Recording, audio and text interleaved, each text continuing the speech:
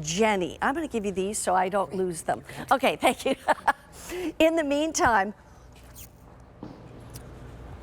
let's talk about creeping Jenny. Let's do. Okay, so here's Look. oh, look at that. Tell me. So it's all around, right off of the grass. Let me just tell you, those are sun patients in the background. Oh, you sure. see cannas in the distance.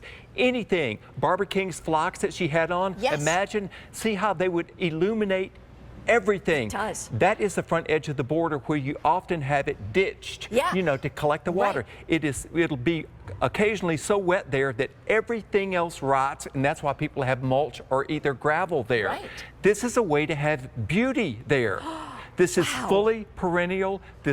And look how it trails down. If it's in a pot or if it's in a basket, it will trail down 30 to 36 inches. It comes back every year, and it grows in the sun or the shade. Oh my gosh, and it does look like it lit up.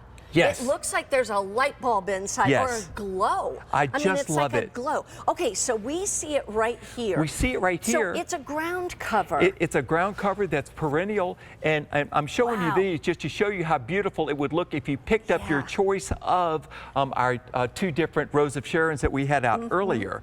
But this grows in sun or shade. If you've ever planted a ground cover where you have some shrubbery or large perennials and they got really big, and the ground cover only grew in the sun, and it got shaded, Right. it dies. It does. I know. Because this grows in sun or shade, even if it gets overwhelmed, it does not die. It keeps growing. It seems like it's real dense. It is absolutely dense. I never have any trouble with it as far as weeds coming up through what it. I wondered. But also in the edge of my driveway where the bed is it will be wet there, and invariably it rots. But what if it's dry?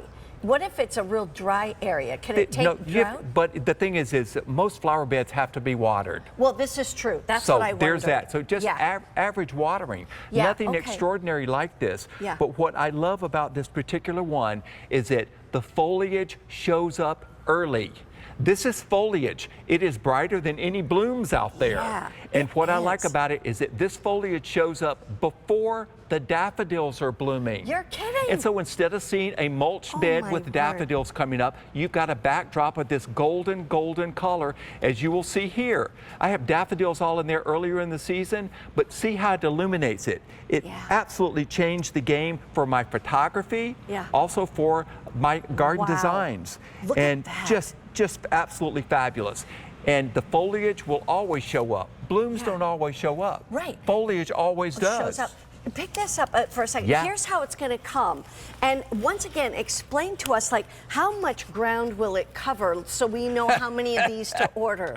Honey, I call this the infinity pool of ground covers because I plant these about 2 feet apart. Okay, that's what I wondered. Midway through the season, they will have completely engulfed one another. Oh, it's wow. absolutely dense, so don't plant them any closer than 2 feet apart, otherwise you've wasted your money. Yeah. Why well, do that? that's good to know. And that is in a rock garden, so it's great in rock gardens, it's great in containers, it's great underneath shrubs, and let me just show you I mean, look one at of these the over size here. of this. Like if you picked up say one of our rows of Sharons, this is the beautiful purple one. But look how this illuminates this.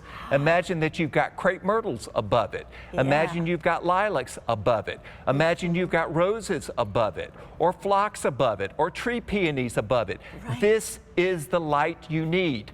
You can keep on spending and never get to the place that this takes you. That's amazing. This is the thing. By the way, Philip said to me earlier, he said, I dare you to ask me how much I like this. And so I'm asking you, how much do you like this? I mean, is this something you would recommend to everybody? To everybody, because it grows in all parts of the country. It's fully perennial, and if you've got an area where things have typically rotted because it gets a little wet there, this will thrive there. It doesn't mean it has to be in the wet. In your pots, in your hanging baskets. In fact, if you have hanging baskets, they will trail down. Barbara King had them at her shop 3 years ago. They're trailing down 3 feet, that beautiful golden cascade of color, and it catches the light. But even on a cloudy day, this is adding sunshine to your garden, and know that it's going to come back. And by the way, You can walk on this. Some ground covers you can't because they just get all mashed up. Right. This has got a flat leaf. Yeah. You can walk on this in the edge of my driveway. If my car gets off the driveway a little bit, it's not going to ruin this. This is always going to be there in the edge of my steps. We talked about that. It looks like a peridot gemstone. That's yes. the color. If you love peridot gemstones, and it's that kind of bright green, like a lemon lime kind of green. And of course you know that one. I do, because guess what? We have to tell you, our birthdays are the exact same day. Yes. Yes. So we know what the August birthstone is. But here's the thing. A lot of people want to get more than one set.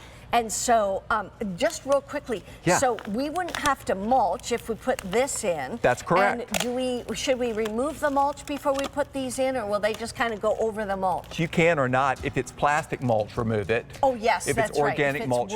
This is the way one of them looks. Plant these 2 feet apart. You see it's already running. And it roots into the ground. It's not invasive. Wow. It is absolutely beautiful. I planted it also with my daylilies. It's all in between them. That's a great idea. And keep in mind, when your daffodils are blooming, this foliage is out. The foliage always shows up. It's always bright. It doesn't disappoint. Flowers may let you down from time to time. This does not. I'm telling my hubby about this one. Yes. We need to put this creeping Jenny all over the place. It's M82375. You get 6 plants for that price. And remember, you don't want to plant them closer than 2 feet apart. Yes. So, Phillip, thank you so much. Thank and by you, the honey. way, if you want to get those Rose of Sharon hibiscus trees, we offer them both in what we call the